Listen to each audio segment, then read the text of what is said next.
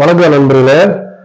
இன்னைக்கு பார்க்க போற தலைப்பு கோர்ட் டைரக்ஷன், அதாவது நீதிமன்ற வழிமுறைன்னு அர்த்தம். நம்ம எங்கேயாவது ஒரு போலீஸ் ஸ்டேஷனுக்கு போனாலோ, ஒரு கவர்மெண்ட் ஆபீஸ்க்கு போனாலோ, இல்லை ஏதாவது ஒரு விஷயம் நமக்கு வேணும்னாலோ, நம்மளுடைய ஒரு அடிப்படை உரிமையை பாதிக்கப்படுறதுனால எல்லாருமே என்ன நினைப்போம், ஹைகோர்ட்ல போய் ரிட்டு ஃபைல் பண்ணணும், ஒரு ரிட் ஆஃப் மேண்டமஸ் போடணும் அப்படின்ற மாதிரி மனநிலை தான் எல்லாருக்குமே இருக்கும். ஆனா இதுக்கு பேர் கோர்ட் டைரக்ஷன் அப்படிம்பாங்க. அதாவது என்னன்னா அப்படின்னா, ஒரு அரசாங்க அலுவலர் வேலையை செய்ய மறுக்கிறார். ஒரு போலீஸ் ஸ்டேஷனுக்கே போறீங்க. ஒரு போலீஸ் ஸ்டேஷனுக்கு போகும்போது எஃப்ஐஆர் பதிவு பண்ணுங்கன்றா செய்ய மாட்டாங்க. உடனே நம்ம என்ன செய்வோம், ஏன் சார் பண்ண மாட்டேன்னு கேட்டா ஒரு ப்ராப்பராகவே ஆன்சர் பண்ண மாட்டாங்க. அப்ப அவங்கள்ட்ட நம்ம பேசும்போது என்ன சொல்லுவாங்க அப்படின்னா, நீங்க கோர்ட்ல டைரக்ஷன் வாங்கிட்டு வாங்க அப்படிம்பாங்க. அப்ப கோர்ட்ல டைரக்ஷன் வாங்குறதுன்னா அதுக்கு என்ன சார், அது ஒரு ஆர்டரா உத்தரவா என்னன்ற ஒரு குழப்பம் வரும். அதுக்கு அதாவது கோர்ட் டைரக்ஷனுக்கும் கோர்ட் ஆர்டருக்கும் என்ன வித்தியாசம் அப்படின்னா, ஒரு செயல்முறைக்கு வழிகாட்டுறதுக்கு பேரு கோர்ட் டைரக்ஷன், அதாவது கைட்லைன் மட்டும்தான் டைரக்ஷன். ஆனா ஆர்டருங்கிறது அதை மீறினால் தண்டனை, கட்டாய உத்தரவுன்னு அர்த்தம். கட்டாயமாக பிறப்பிக்கப்பட்ட உத்தரவு ஆர்டர். ஆர்டர் வேற, டைரக்ஷன் வேற, ரெண்டையும் போட்டு கன்ஃபியூஸ் பண்ணிக்கிறவனா.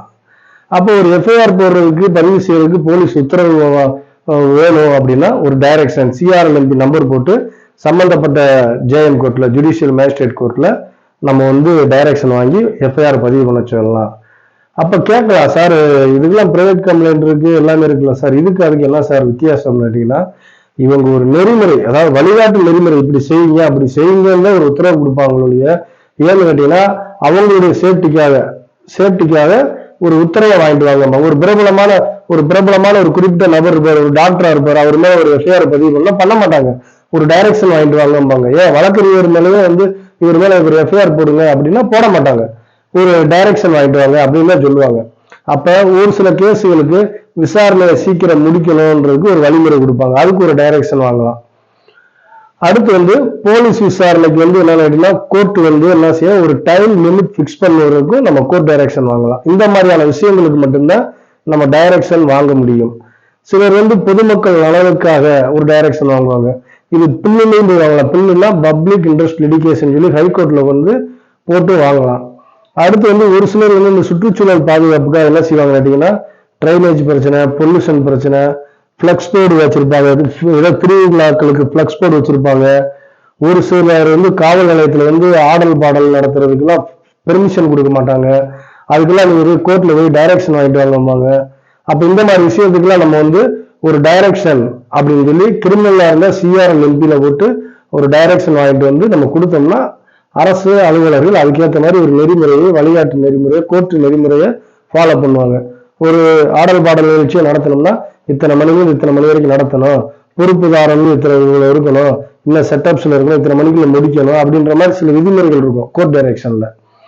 அதே மாதிரி ஒரு சில தலைவர்களுக்கு பெர்மிஷனுக்கு, சிலைகளுக்கு மாலை அணிவிக்க போறது எல்லாமே ஒரு வகையான கோர்ட் டைரக்ஷன் தான். அப்புறம் கோர்ட் ஆர்டரை கடைபிடிக்காத அரசு அலுவலர்கள் இருந்தாங்கன்னா என்ன சார் பண்றது, நான் டைரக்ஷனும் வாங்கிட்டேன் ஆனா கடைபிடிக்க மாட்டாங்க அப்படின்னா கண்டெம்ட் பெட்டிஷன் சொல்லி போட்டு அதுக்கு ஒரு டைரக்ஷன் வாங்கலாம்.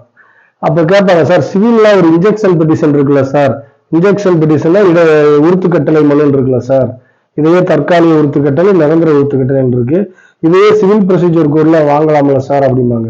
அதாவது இன்ஜெக்ஷன் பெட்டிஷனுங்கிறது ஒரு வகையான டைரக்ஷன் தான் வச்சுங்க. நமக்கு ஒரு சிவில் கேஸ் நடக்கும்போது அந்த இடைப்பட்ட கேப்புகளை நம்ம ஐஏ பெட்டிஷன் சொல்லி சில போடுவோம், இன்டர்லோகேட்டரி அப்ளிகேஷன்.